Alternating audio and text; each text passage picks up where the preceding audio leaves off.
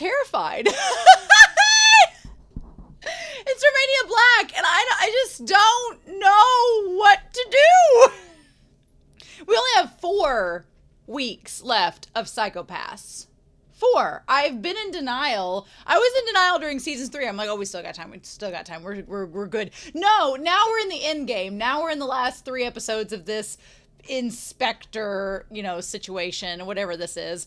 And then we have a movie, Providence, and that's all we have left. And I don't want Psychopaths to end because I love it so much. I've really come to love this series. It's definitely one of my favorites. I can see why y'all recommended it so much. And it's just hard to deal with the fact that this is the last month that we give Psychopaths. I'm not ready for that, and I don't like it. But what can we do? What can we do? So, last week, as you all watched, it's been over a week since I watched episode 8. I guess it's been just around a week, I guess. No, it's been a week. I watched it last week, episode 8. It feels like it's been an eternity. Because I immediately wanted to watch the next episode, and then I had to go on vacation, which was great. I feel renewed. I feel reinvigorated. I feel great about vacation. But the whole time I was sitting there being like, man, I hope that Kei and Shindo get things together. Because it just feels like everything is dividing, everything is splintering, and I don't like that. I hate the drama between Kei and Shindo because season 3 was really smart. They spent all season getting you to really like these 2 characters working together, and to get you to like the dynamic that they built up with Eri and with Temma and with Hinakawa and with Kisaragi, and now everything's splintering, and I don't like it. And I feel like it's going to be one of those darkest before the dawn sort of situations where even if it ends happy, even if it ends, which the idea of this series ending is so foreign to me, I can't imagine it. But just the idea of there being an ending, like, I feel like Psychopaths would give us a happy ending, or at least a bittersweet but optimistic ending, but I don't know. I just don't know at this point. This series has gone on quite a long time in the scope of things. So it's like, has it been one of those things where it's developed in a positive way, or is the creators like, here's a more negative view of it? Are they going to leave it completely ambiguous? There's so many question marks surrounding this series that I don't know what to do with, and I have a feeling it's gonna suck before it gets better, and I don't like that part. There's a lot of people that love reading their angsty fanfics. They love their angst fics. I am not one of them. No, I want happy, fluffy endings. Which, you may be questioning, Romania, why are you even watching these shows if that's the case? And I'm like, well, y'all voted for them. No, I say that. I really have enjoyed this series so very much, and I'm gonna stall. I didn't want to watch this episode. Nope. I wanted to wait until the very last possible minute to watch it. Not because I don't want to, but because I don't want it to end. And the fact that I only have 4 more episodes to watch, I don't want to end it. So I will be procrastinating as long as possible, probably, before I watch these last episodes, because I just don't want the series to end. But I realized I need to watch it today because I've got to get it ready for next week. So that's where we're at. But I don't know. I pulled it up on the screen and it looks like we're picking up right where we left off at. So cool. I don't know the production of how long there was between season 3 and this Inspector series. I feel like the comments are going to tell me, and I'll be able to talk to you all about it in a future episode. But I can't imagine if y'all had to wait a length of time. Maybe it was coming off of COVID, maybe something happened and production was delayed, maybe there's some reason for it, but I can't imagine like just ending with episode 8 and going, okay, I guess I'll wait. I get the privilege of just going straight into it, so there's that. But yeah, so my voice is a little scraggly, so hopefully it'll hold out, but I wanted to watch this episode and I've held off as long as I can, so what can we do? But in any case, I'm so excited, y'all, to see what happens this week. I'm excited. I'm dreading it. It's 44 minutes, so it sounds like a plan. But yeah, let's dive in, shall we? So we're going to start episode 1 of the first Inspector. It might as well be episode 9 of season 3, but whatevers. And we're going to do that here in 3, 2, 1. And I will see you all on the other side.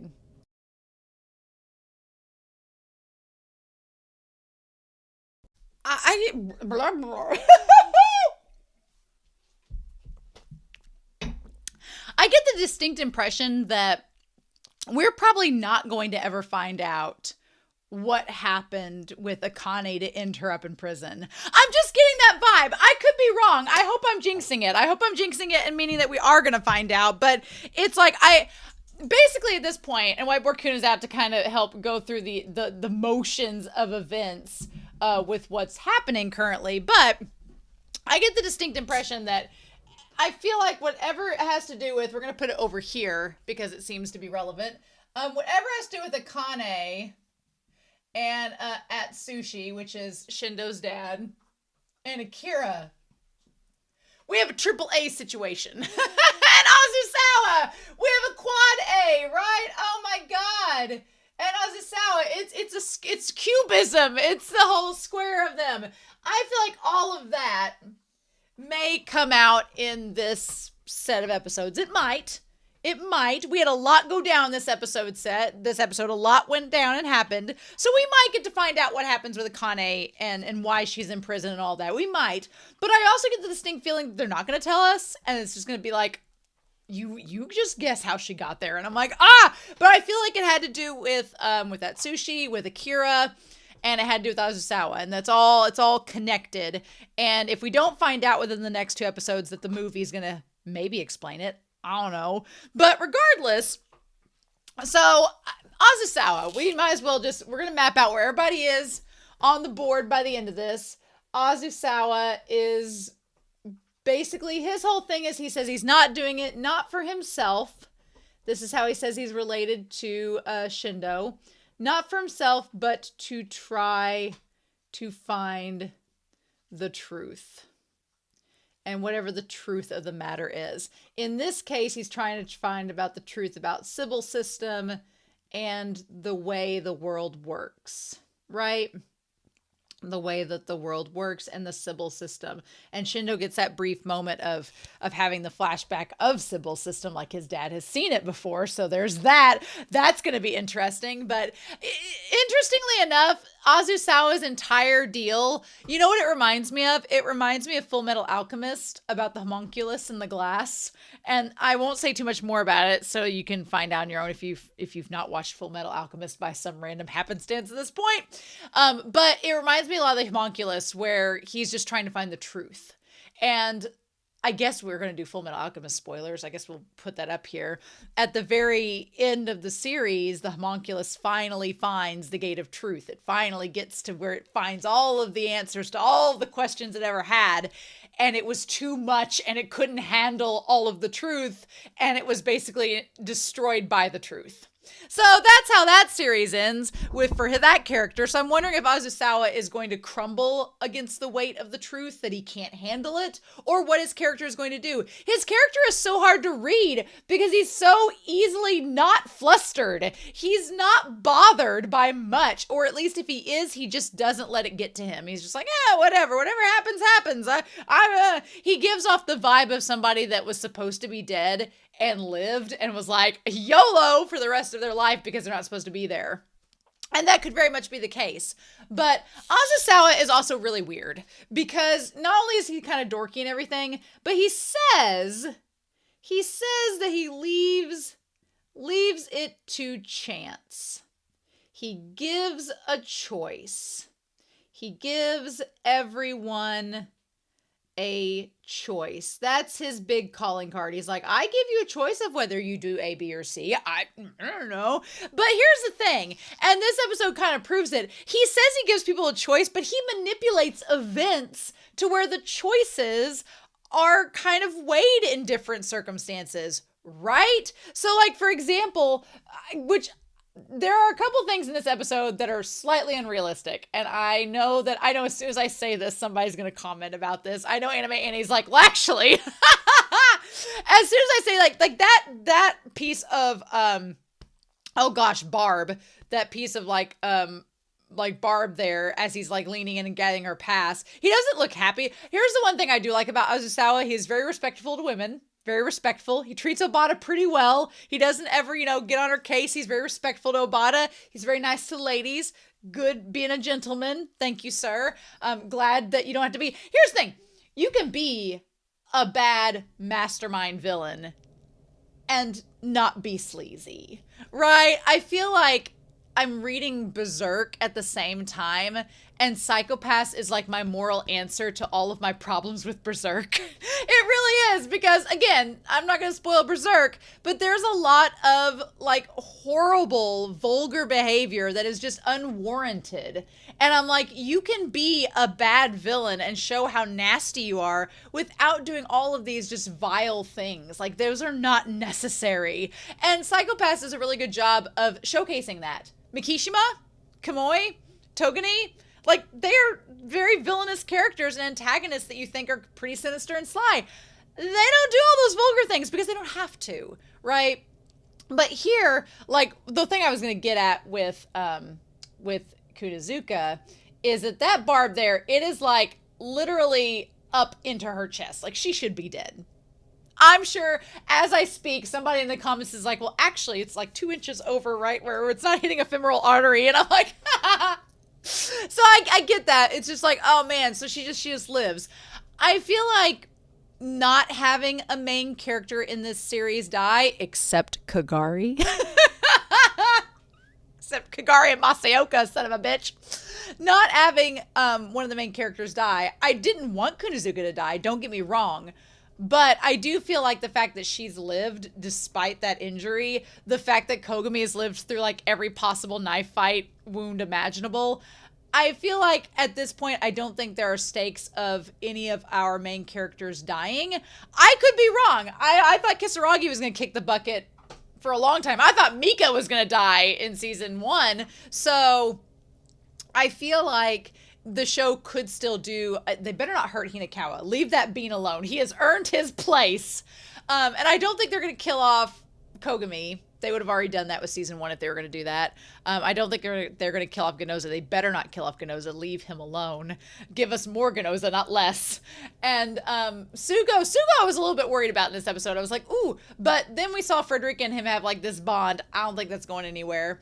You could probably ship Sugo and Frederica if you wanted to, but Frederica and Mika are such a ship to me that I just can't see past it. Unless Frederica just has this polycule of buffet of men in front of her, and then sure, girl, get it. If I were you, I would. So yeah, I just don't know. I don't know if the stakes are there for a character to die in this series. The characters I am worried about are, like Kay. Kay worries me a lot because Kay is not a character we've been at with the entire time. We've just had him for season 3. I am worried something bad would happen to Kay, that he would sacrifice himself. I am worried that Kay, since he's in so deep with the Foxes at this point as an inspector, could I see Kay dying and it be like him like repenting for betraying Shindo and all of them? Maybe. I hope that doesn't happen, but everything I thought was going to happen this episode did not happen. I thought that Shindo and Kay were going to have like a coming together about like, why did you do this? No, that hasn't happened. The betrayal hasn't been brought up yet. And they said they were tapping Kay, but then they didn't really do anything with it. So I'm like, I feel like with Kogami there and Ganoza there and Mika and Ganoza, will talk. Kogami wants nothing to do with Mika. That's fine. But I could see Ganoza and Mika talking, and then I could see Kogami outing Kay as the betrayer because Kogami doesn't really have anything to gain by not pointing that out, and it would piss him off. Also, the fact that Azusawa is in the Public Safety Bureau would instantly make it to where if he wanted to sow the seeds of discord, if he wanted to be like, here's your choice, I could totally see Azusawa saying at the end of all this, being like, he gets to a point where he lets the cat out of the bag and reveals, because Azusawa knows that Kay is an inspector now with the Foxes. So if he really wanted to give a choice and really wanted to test the bonds of friendship between Kay and Shindo, what he could do is reveal that Kay has accepted this offer by the Foxes, and Kay can say whatever he wants to either deny or confirm that, whether it was for Maiko's sake or otherwise. And then Azusawa would be like, okay, what are you going to do, Shindo? Are you going to feel betrayed by your friend, or are you going to still help your friend? And that would be a test of their bonds. And I don't know what direction that will go if that ends up happening. Will Arata end up being like, will he forgive Kay and say, no, you're my friend, you had a reason for doing it, let's work together? Because in this moment, like, even though from the last episode in season 3, I was definitely getting like Dark Knight vibes, like Kay was about to become Harvey Dent and be like, you know, you either die the hero or live long enough to become the villain. I thought that's where it was headed with Kay. But this episode makes it very clear that Kay is like, he's wiretapping, he's recording whatever they tell him. It's setting it up to where if Kay wanted to, he could easily say, I did this to try to infiltrate and get my way into being a congressman.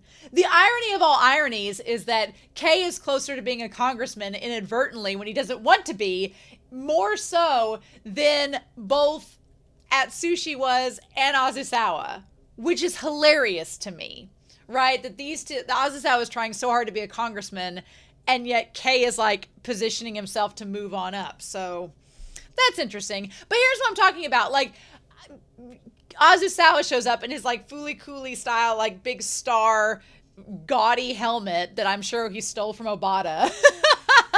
Because that seems like her aesthetic.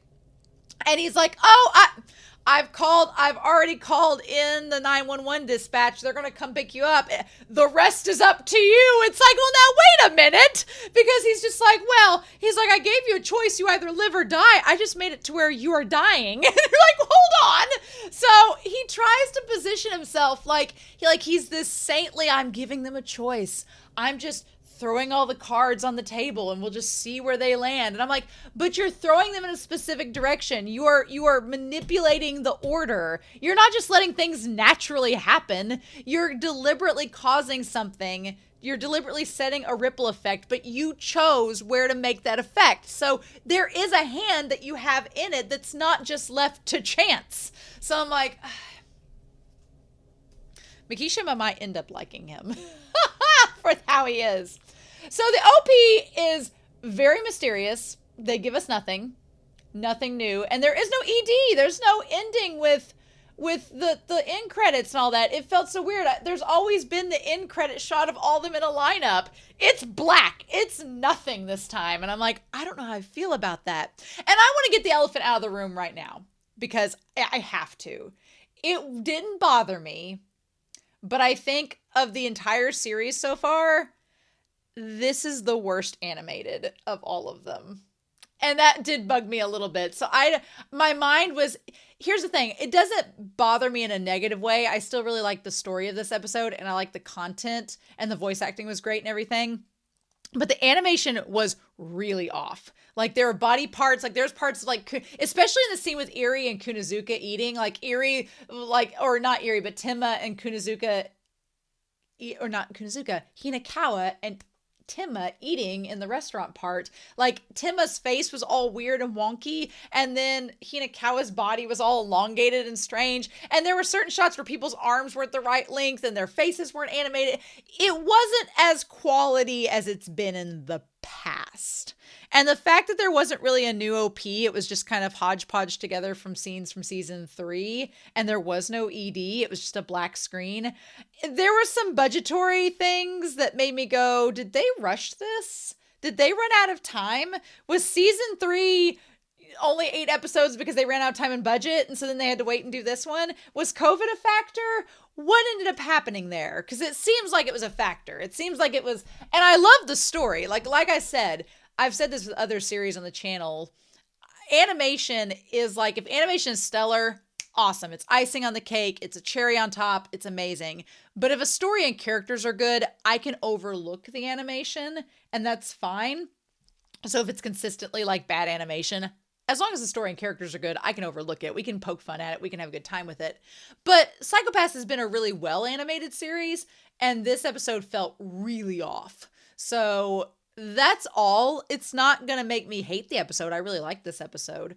But I would be remiss to not mention it. If I glossed over and didn't acknowledge it, I would feel like I'm doing you all a disservice for not being honest. So this episode felt like Haikyuu season 4, episode 15. You know what I'm talking about? And if you do, you do. So it just felt weird. It was a weird choice. But in any case, so Kay doesn't want, Maiko is holding the fort down in terms of their relationship. Maiko is the glue. She's like, you silly boys and your arguments. She's like, did you not remember the bonds that we have? Whatever's going on. I feel like Maiko knows that something's up. And she's like, hey, you need to trust Shindo. He's your friend. He doesn't know what you're doing. Don't be doing this. And she knows as well as anybody that he wants to take on all of the burden by himself. And she's like, that's a really bad idea. You shouldn't do that. So Maiko is off here being the glue that holds the whole group together. She's over here doing her job. I like Maiko a lot. I'm glad she can see now. It's great. The thing that gets me is Shirogane. So we have Bifrost. We might as well put Bifrost over here. And I'm going to back up and throw this over here. So with Bifrost, it's now down to Homura and Shirogane. And Shirogane, we know, is working with Azusawa. And Homura is working with Kei. But Shirogane wants Kei to also, they basically want to single out Homura and get rid of him. They want to get rid of Homura, get him out of there. He doesn't need to be part of Bifrost. And it almost seems like Shirogane is like, well, I'll get Azusawa and I'll get Kei on either side of me and we'll take out Homura together. It's so weird to me that I have two series with Homuras in them. I have Puella Madoka Magica, Magi Madoka Magica, which has a female Homura, and then this series has Miyano Mamoru's Homura. It's weird to me to have a series with two of the same named characters, and they're very different but kind of similar, so interesting. But yeah, so Shirogane is, what's interesting is that Homura, I feel like Homura is the actual embodiment of what Azusawa wants to be, because Homura has actively, like, he gave Kei a choice. He said, you can either let me go or be part of this. I don't care either way. And he just lets him go. Homura seems closer to what Azusawa is striving to be than Azusawa realizes. Whereas Shirogane is trying to manipulate the system and force Kei to take a side. So I don't know how all that's going to end up. I feel like at this point, I wonder if Homura realizes that the ship is going to bust wide open. And I think that's his plan, right? I still maintain that Homura is working with Sybil's system in a sense, because they met back in Sinners in the System way back when. I feel like there's still going to be a connection there, and it's all going to bust wide open at some point. I feel like Shirogane is trying to be greedy. He's trying to get all of his ducks in a row. And here's the thing. Whenever there's a power vacuum, it tends to make people act a little bit more desperate, and it tends to make people make mistakes. From the fiction that we've seen, because you don't have that third person to be a scapegoat anymore. It's literally two people at each other's throats. So then things get a little bit more desperate and wonky. But in any case, so he says that he's talking about the brother, and he says that Homura's family was responsible for his death. So he says that the Homura family was deeply involved in his death. And the Homura family seemingly has something to do with Bifrost. So he says that his family was responsible for Akira's death, or heavily involved. What's interesting in all of that is the concept that Homura doesn't necessarily like his dad, or is just doing things out of seeming obligation for him. And that kind of ties back to the whole father and son dynamic and talk we've had about everything. So, I don't know.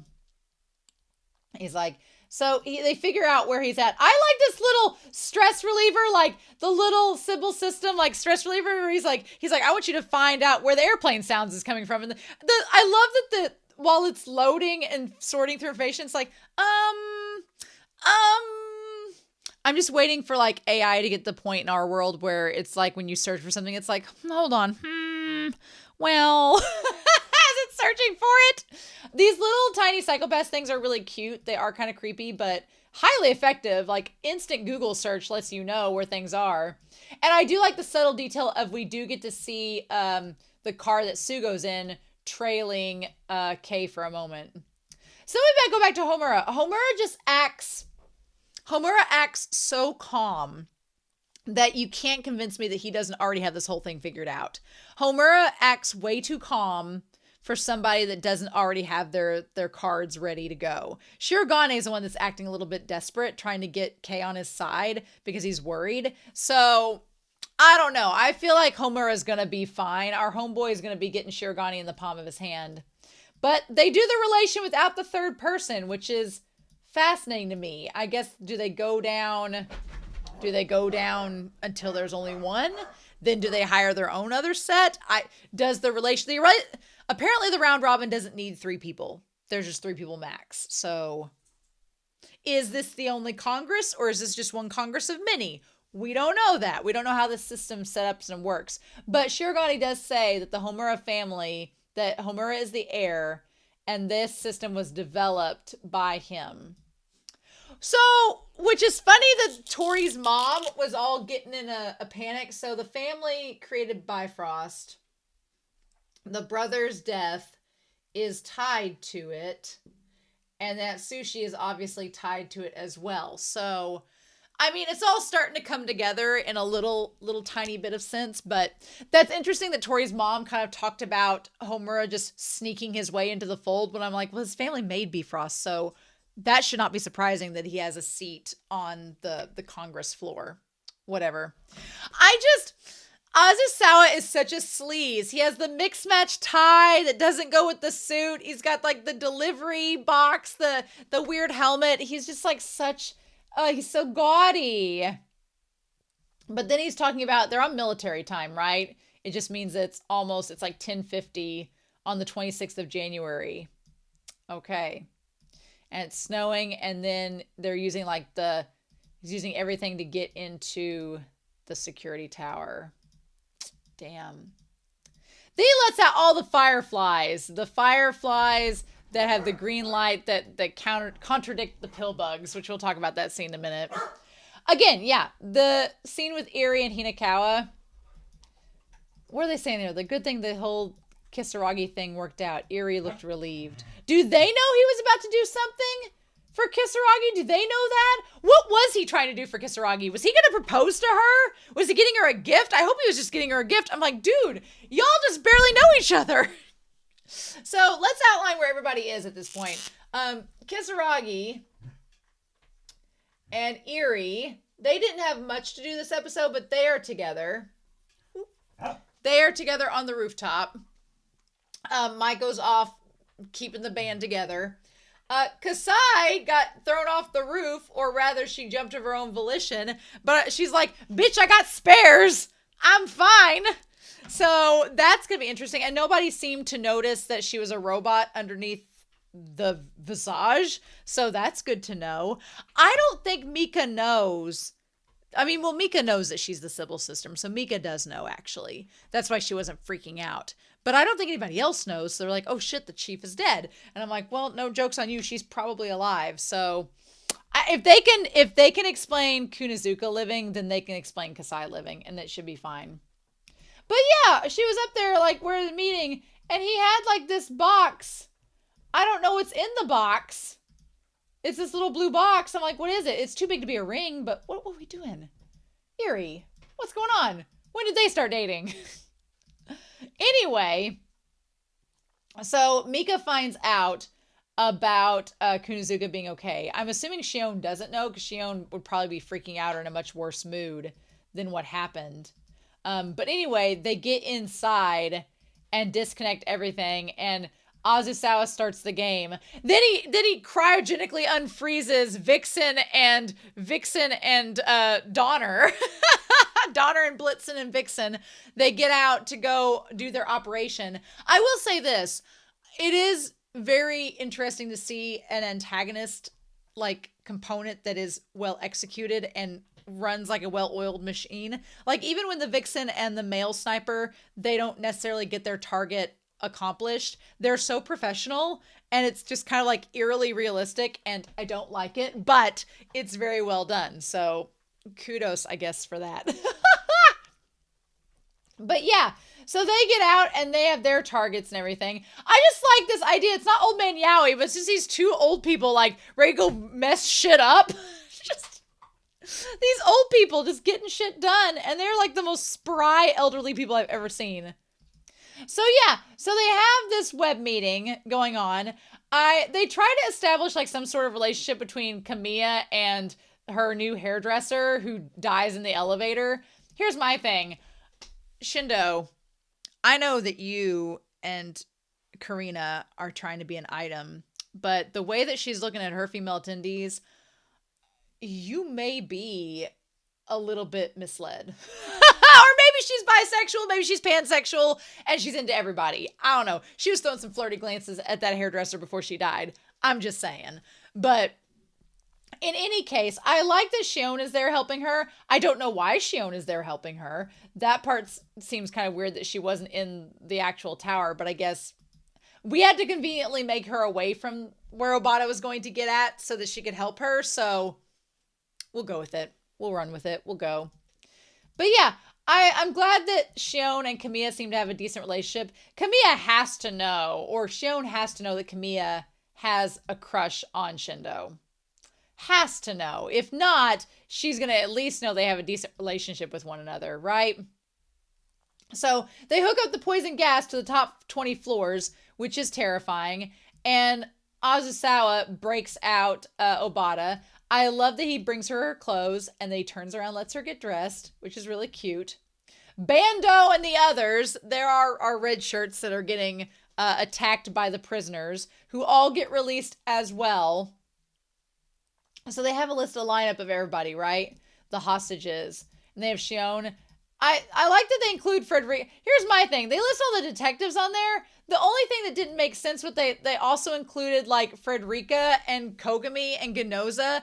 They aren't detectives. They're with the Ministry of Foreign Affairs. So they're from a different division. That part seemed a little weird, but it's fine. It's fine. And then Kamiya is on there. She's not even a detective at all. So it's all right.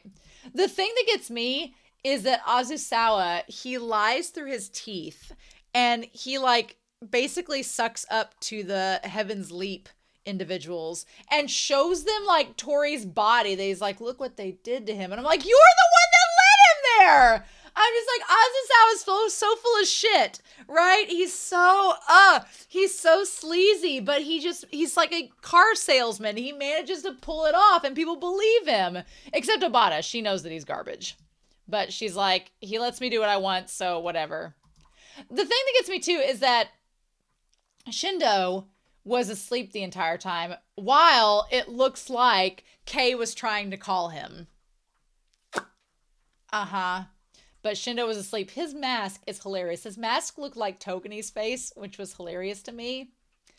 And then Azusawa gets him.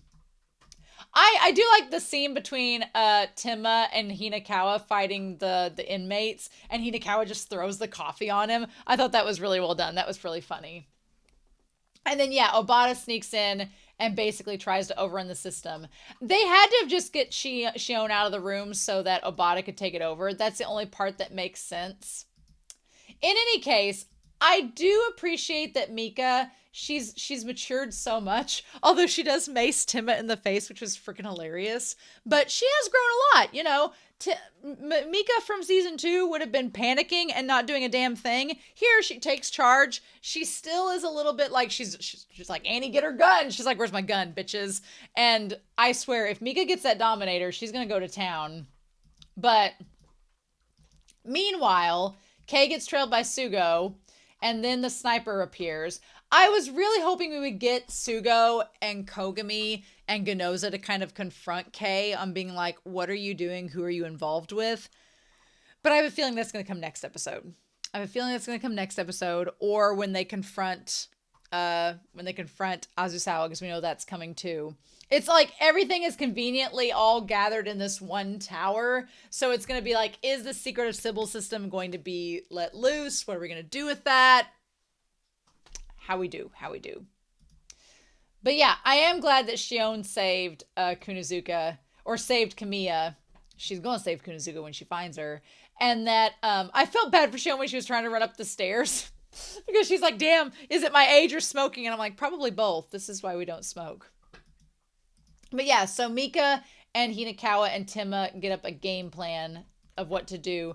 Meanwhile, in the study, Azusawa is just making tea, waking Shindo up, and basically trying to get at Shindo about being like his father and how they're not all that different. I thought he was going to bring up that Kay was part of the Foxes, but he's going to wait to play that card at the most angsty time possible, right?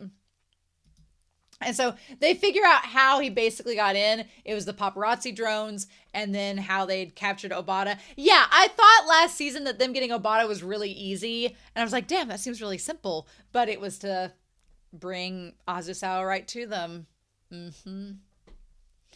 And whenever Kisaragi said Tatakai, I was waiting for Shindo to say it because the voice actor's Aaron, but you know.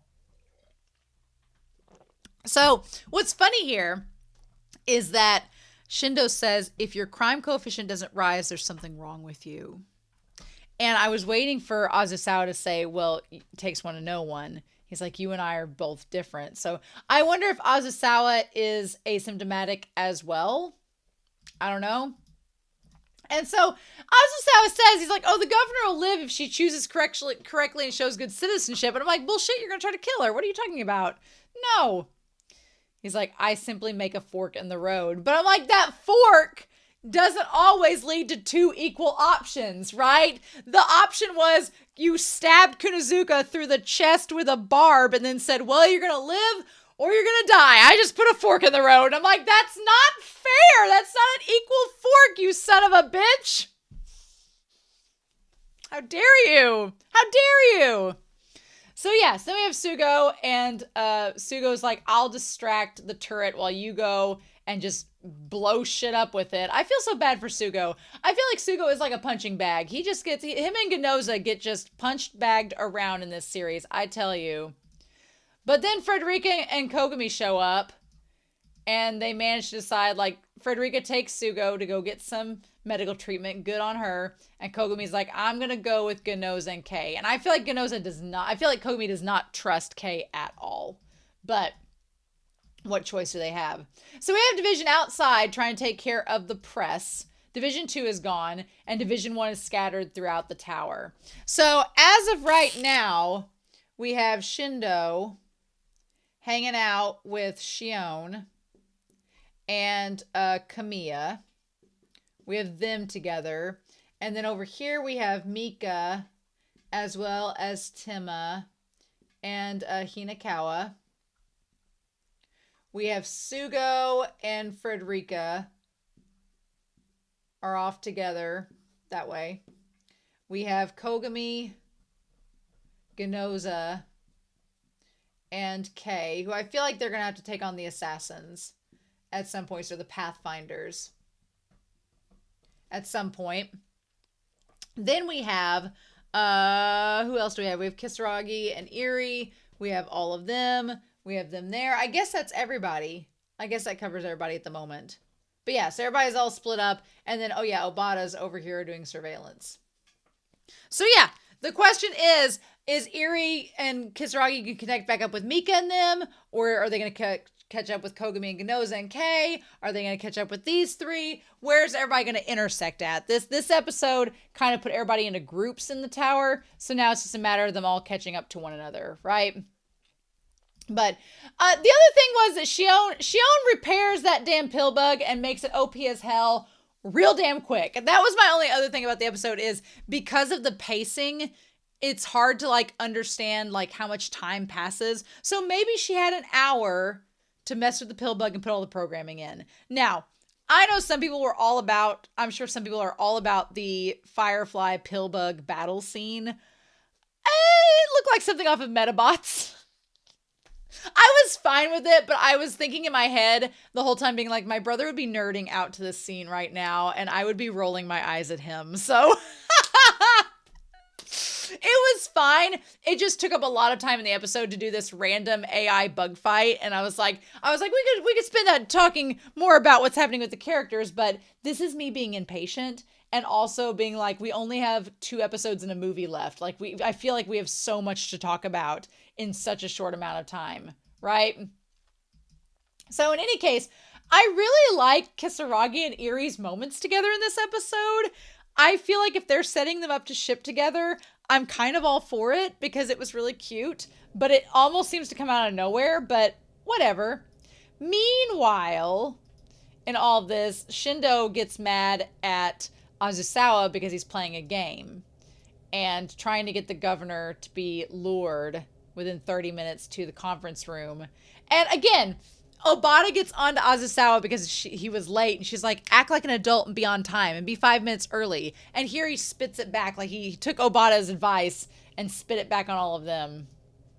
But anyway, so Mika tries to buy some time. She wants to get the Dominators. Kisaragi tries to figure out what they're going to do and be like, let's go through the roof and go from that way. And they get to see Kasai fall. So how about that? Meanwhile, Shindo is teased and taunted by Azusawa, who says that he knows his dad. He's like, we're not so different. And I will say, Shindo has a very idealized version of his dad in his brain, which it's his dad. He only knows him from when he was a kid. And I do think Azusawa is correct when he's like, yeah, on paper, your dad was a saint. But off the books, he was not. I definitely believe that. But he's like, he used people like pieces in a game. And so Shindo says he didn't think of anyone but him. He didn't think of anyone but himself, unlike you. And he's like, I don't care about myself. I just want to know the truth of the world. And Shindo tries to do a mental trace of him, but then he sees him inside, or sees his father inside the Sybil system where the brains are. So I don't know what that's going to end up pointing to. I don't know what we're going to get from that. So I don't know what... I don't think that Shindo's exactly like his dad. And I don't know what Azusawa's end goal is with Shindo. It seemed like he was going to have him killed by the sniper. But that didn't come to blows. So, interesting. In any case, we get to see Shion hardwire the pill bug and try to get them out of this, while Mika and them are trying to figure out what to do. I thought it was smart that Shindo did the clone bottle to get them to use the scent of the clone. I thought that was clever. I didn't see that coming. I thought he was trying to smash the clone bottle to use the glass to cut the rope. And I was like, oh, that's going to take a lot of time and be hard. But no, he was instead just wanting them to... Shindo's already got his arm hurt. He ain't going to cut his hands and ruin his parkour chances, right? So then we have Mika trying to figure out what's going on. She gets connected with Shion, and then they figure out what's happening. And then Shion's like, well, we're going to try to get Kamiya safely to where she needs to be. And that's how they end up finding Shindo on the one floor. So I think the clone was a nice little plot device to use for that. Because last season I was like, why the hell is she giving him a clone? That's such a random, weird gift. Now we get why it's been used. So it's like, oh, womp womp, they're going to use the clone. That's fine. That's okay. So yeah, then Obata has this pill bug fight, which it's cool. It's neat. It just takes up like 3 minutes. And Azusawa's like, Azusawa's like, just deal with it. You can figure it out. I have faith in you. I do like the ship of Obata and Azusawa, if only because he respects her and trusts her and believes in her and thinks she's capable. Good for him. I appreciate an antagonist that can show some decent respect towards its characters, right?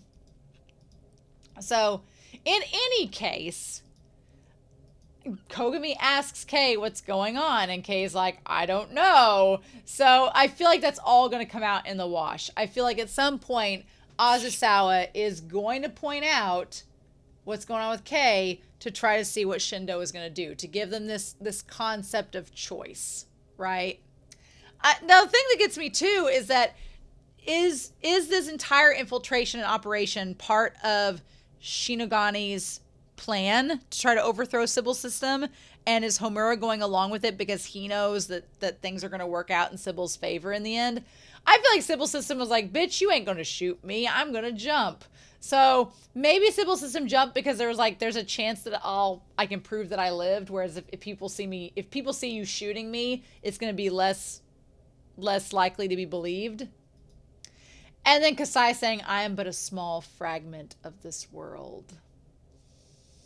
I do like that part where Sybil System's like, yeah, we're just a tiny part. Like, you all buy into it. So I'm like, is that proving what Akane said to be correct? Maybe? I don't know. I don't know.